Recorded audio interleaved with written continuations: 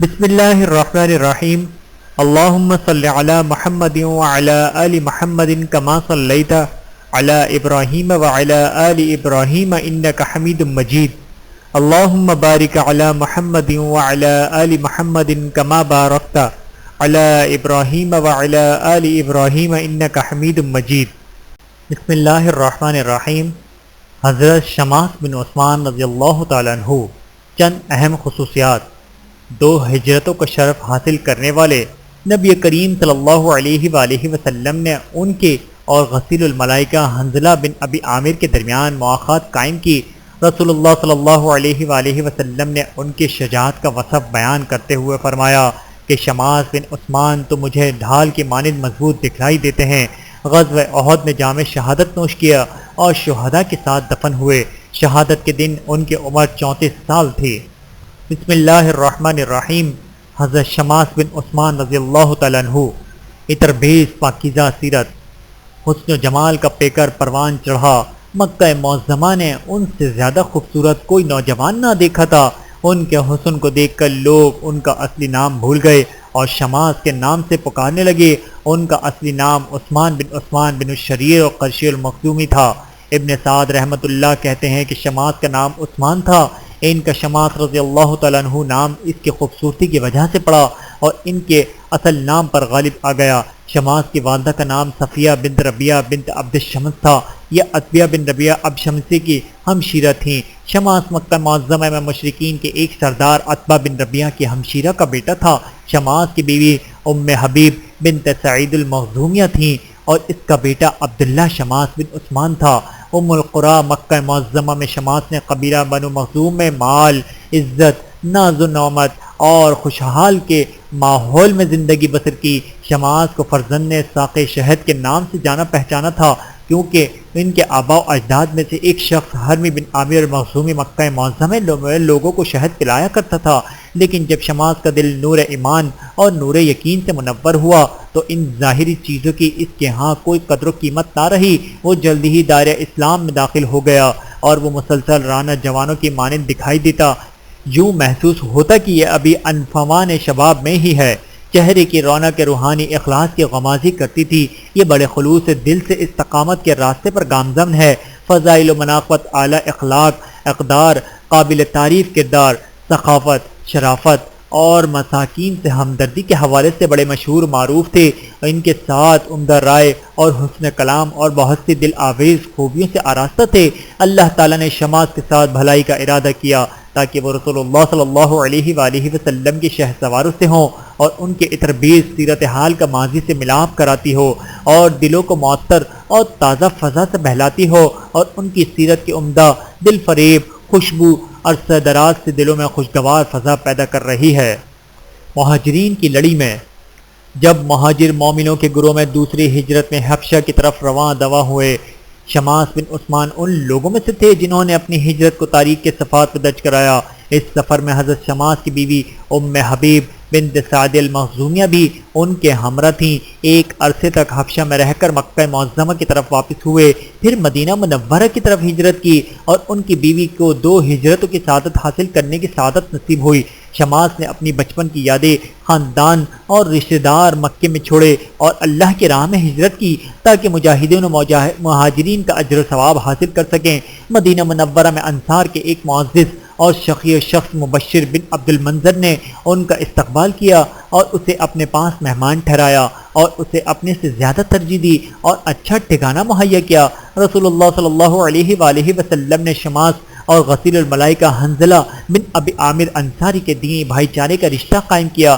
عجیب و غریب اتفاق دیکھیے کہ یہ دونوں معزز شہ سوار جن کے درمیان نبی کریم صلی اللہ علیہ وآلہ وسلم نے مواخات قائم کی، وہ جہاد اور شہ سواری کے میدان میں بھائی بھائی بنے رہے، بلکہ ان کی باہمی اخوت ایک دوسرے سے لازم و ملزوم رہی، بلکہ وہ دونوں ایک ساتھ شہید ہوئے۔ اس طرح مواخات کا رشتہ یہاں بھی قائم و دائم رہا۔ یہ دونوں ایک ہی غزوے یعنی غزوہ احد میں شہادت پا کر اپنے اللہ سے جا ملے، بلکہ وہ اپنے رب کے ہاں زندہ ہیں۔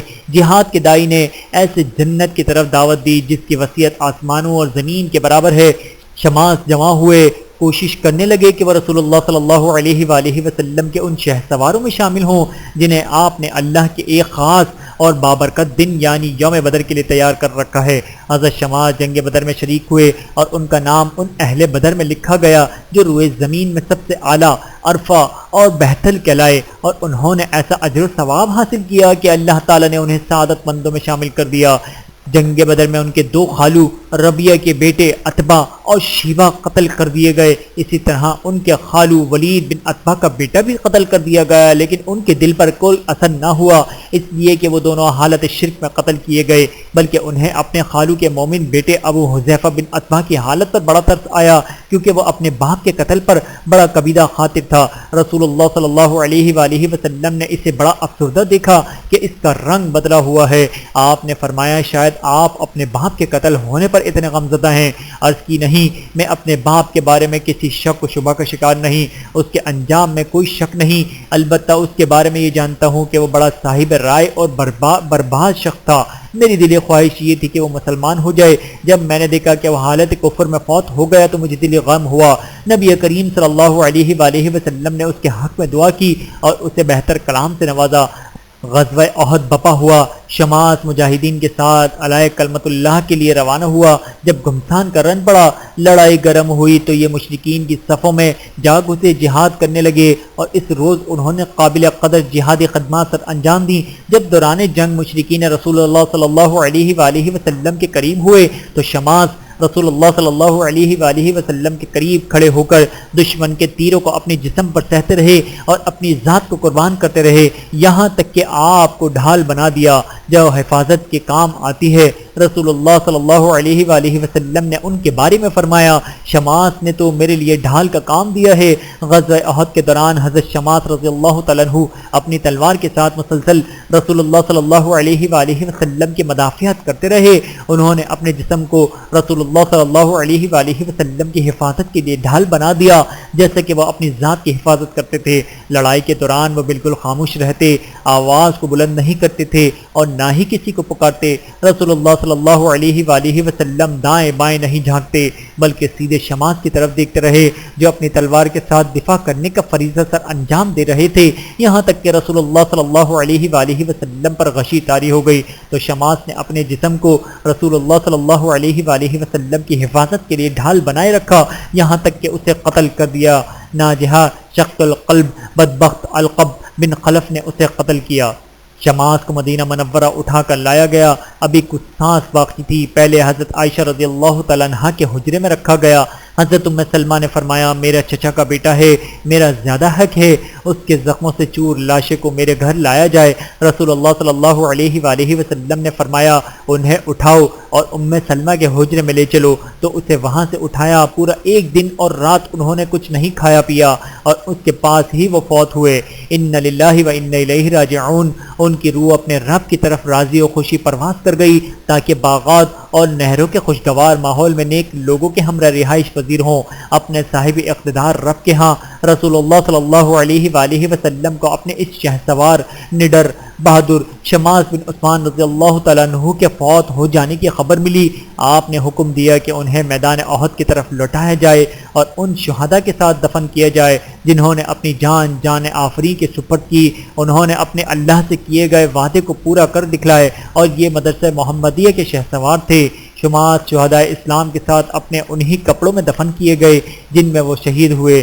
رسول اللہ صلی اللہ علیہ وآلہ وسلم نے نہ تو ان کی نماز جنازہ پڑھی اور نہ ہی انہیں غسل دیا گیا، بلکہ ان کے لہوئے رنگ جسموں کے ساتھ ہی دفن کر دیا۔ جن زخموں سے قیامت کے دن جو خون ٹپکے گا اس کا رنگ تو خون جیسا ہوگا، لیکن اس سے خوشبو کستوری کی آ رہی ہوگی۔ حضرت شماس رضی اللہ تعالیٰ عنہ کی عمر شہادت کے وقت صرف 34 سال کی تھی، لیکن شہداء تو اپنے رب کے ہاں زندہ ہوتے ہیں، انہیں رزق دیا جاتا ہے۔ اب ہم شماس بن عثمان رضی اللہ تعالیٰ عنہ کو الوداع کہتے ہیں۔ تمہیں اور تمام شہداء صالحین کو سلام عقیدت قبول ہو، اللہ ان سے راضی اور وہ اپنے اللہ سے راضی۔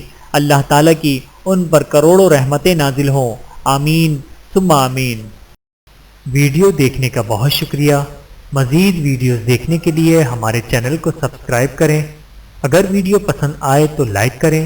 اچھی بات کو دوسروں تک پہنچانا صدقہ جاریہ ہے۔ جزاکم اللہ خیرن کثیرا۔ اپنا اور اپنے پیاروں کا بہت زیادہ خیال رکھیے گا اور مجھے دعاؤں میں یاد رکھیے گا۔ Take care. اللہ حافظ۔